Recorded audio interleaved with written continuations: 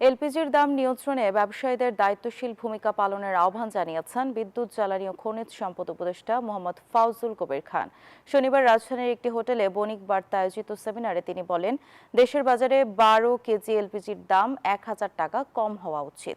এ সময় বাজার নিয়ন্ত্রণের নীতিগত সমন্বয় ও কঠোর তদারকি নিশ্চিত করার আহ্বান জানান বিএনপির স্থায়ী কমিটির সদস্য ডক্টর আব্দুল মঈন খান।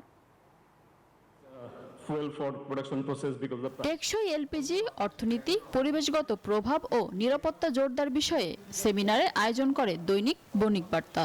অংশ নেন জ্বালানি খাতের নীতি নির্ধারক, গবেষক, উদ্যোক্তা, শিল্প প্রতিষ্ঠানের প্রতিনিধি ও উন্নয়ন সহযোগীরা। সোলার এনার্জি সেক্টরে ব্যবসায়ীকে এলপিজি খাতের ভবিষ্যৎ নীতিমালা, নিরাপত্তা মানদণ্ড, বাজার কাঠামো, পরিবেশগত ঝুঁকি ও বিনিয়োগ সম্ভাবনা নিয়ে আলোচনা হয় সেমিনারে। জ্বালানি খাতে ঝুঁকি কমাতে কঠোর নিরাপত্তা নীতিমালা ও সচেতনতা বৃদ্ধির তাগিদ দেন আলোচকরা।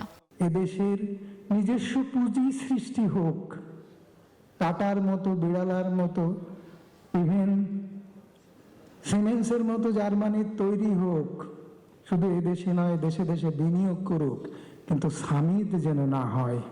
একটা সিলিন্ডার কিভাবে ব্যবহার করতে হবে বা একটা সিলিন্ডারের গায়ে যে বিভিন্ন চিহ্নগুলি থাকে, এটার মানেটা কি, একজন ব্যবহারকারী যখন এটা ব্যবহার করছেন কতটুকু মাত্রায় তিনি ব্যবহার করতে পারবেন, বা ছোটোখাটো সমস্যা হলে বা আগুন ধরার বিষয় থাকলে উনি প্রাথমিক পর্যায়ে কি করবেন, এ সমস্ত বিষয়গুলো যদি আমরা একটু প্রমোট করি। ভোক্তা পর্যায়ে ভোগান্তি কমাতে সংশ্লিষ্ট সংস্থাগুলোর সাথে কাজ করার আশ্বাস দেন বাংলাদেশ এনার্জি রেগুলেটরি কমিশনের চেয়ারম্যান। লাইসেন্স ফি কমানোর পরিকল্পনার কথাও জানান তিনি। লাইসেন্সের যে প্রয়োজন এতগুলি, এবং লাইসেন্স ফি কোথায় কত লাগতেছে, দ্যাট উইল এক্সামিন যে এটা কি অবস্থা এবং কোথাও এটা কি করা যায় কিনা। জ্বালানির ব্যবহার তদারকির পাশাপাশি সামাজিক সচেতনতা বৃদ্ধির ওপর গুরুত্ব দেন বিএনপির স্থায়ী কমিটির সদস্য ডক্টর আব্দুল মঈন খান। আর বিদেশে অর্থ পাচারের সংস্কৃতি থেকে বেরিয়ে এসে ব্যবসায়ীদের এলপিজি বাজারে স্থিতিশীলতা ফেরানোর আহ্বান জানান বিদ্যুৎ, জ্বালানি ও খনিজ সম্পদ উপদেষ্টা মোহাম্মদ ফাউজুল কবির খান। আমরা কিভাবে আমাদের জ্বালানি সরবরাহে আমরা অগ্রগতি করব, পরিমাণ বৃদ্ধি করব, মানুষের দোরগোড়ায় পৌঁছে দিতে পারবো, সেটাই আমাদের মুখ্য উদ্দেশ্য। মোবাইল কোর্ট আমরা করব এবং আমরা যারা এইসব, আপনাদের এটা দায়িত্ব নিতে হবে।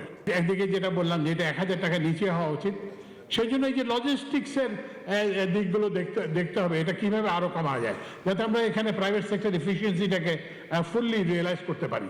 দেশের বাজারে এলপিজি সহজলভ্য করতে বে টার্মিনাল, পাইপলাইন সহ এলপিজি খাতের অবকাঠামো উন্নয়নের গুরুত্ব দেন আলোচকরা। সাবসিডি যদি আমরা উঠিয়ে দিই। মিনা ফেরদাউস, নিউজ 24, ঢাকা।